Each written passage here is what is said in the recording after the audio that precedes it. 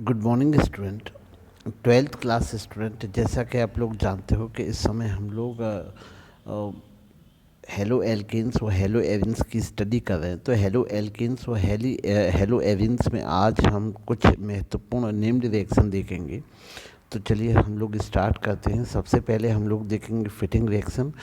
In this reaction two molecules of halo एविन्स combined with the metallic sodium and the presence of dry ether and gives diphenyl or diphenyl।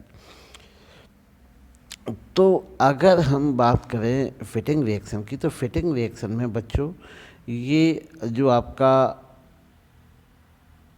Hello एविन्स हैं, hello एविन्स दो molecules hello एविन्स के sodium की उपस्थिति में dry ether की उपस्थिति में सोडियम से रिएक्शन करती हैं, और रिएक्शन करने से यहाँ पर NaCl के दो मॉलिक्यूल रिलीज हो जाते हैं, और यहाँ से ये आपका जो डाइफिनाइल है, डाइफिनाइल की फॉर्मेशन होती है।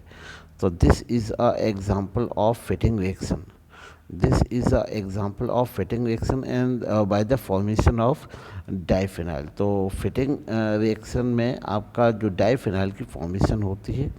सेकंड रिएक्शन हम लोग देखते हैं फ्रीडल क्राफ्ट एल्काइलेशन।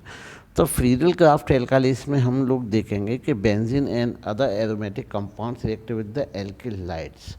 तो यहाँ पर बेंजीन से एल्किल लाइड जो है, एल्किल हाइड जो रिएक्शन करता है, वो रिएक्शन करता है एनहाइड्रस एल्यूमिनियम क्लोराइड की प्रेजेंस में, और इसके तहत आपका टोलुइन की फॉर्मेशन होती है। तो हम लोग देखेंगे यहाँ पे मेथिल क्लोराइड है, ये आपका यहाँ पर ये जो मेथिल ग्रुप है, तो मेथिल ग्रुप यहाँ पर अटैक करता है, और ये यहाँ पर टोलुइन की फॉर्मेशन होती है। जो यहाँ से जो बेंजीन से H रिलीज़ होता है, H रिलीज़ होने के बाद ये आपका जो आपका कह सकते हैं जो न्यूक्लियोफाइल है, इससे अटैच होकर ये आपका HCl की फॉर्मेशन कर देता है। इसके बाद हम लोग देखेंगे बच्चों डाउस प्रोसेस। तो डाउस प्रोसेस में हम लोग देखते हैं when chlorobenzene is treated with the aqueous solution NaOH at 623 Kelvin and 300 atm pressure, sodium phenoxide is formed which is acidified to give phenol।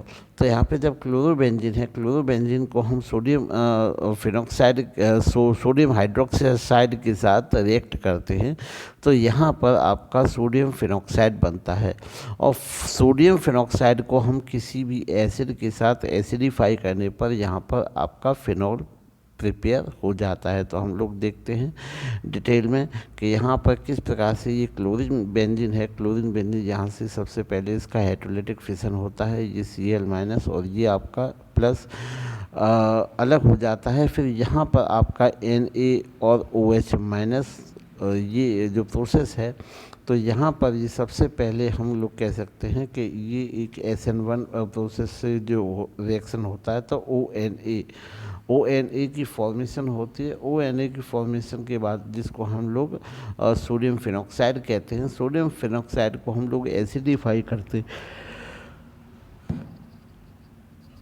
वो एसिडिफाई करने के बाद ये फिनॉल की फॉर्मेशन करता है। अब बच्चों हम लोग आगे देखते हैं हॉन्स्टिक का रिएक्शन। तो यहाँ पर bromoalkane are obtained by the method by the refluxing silver salt of acid. तो यहाँ पर हम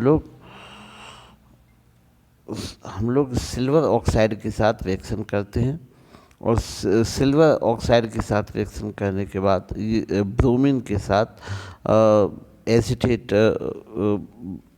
silver salt of alkyl bromo alkene is formation. तो यहाँ पे हम लोग देखते हैं कि RCOOAg प्लस Br2 और कार्बन टेट्राक्लोराइड की प्रेजेंस में ये रिएक्शन होता है। तो यहाँ पे जो प्रोसेस होती है, इसमें RBr अर्थात एल्किल ब्रोमाइड और आपका AgBr और कार्बन डाइऑक्साइड गैस रिलीज होती है।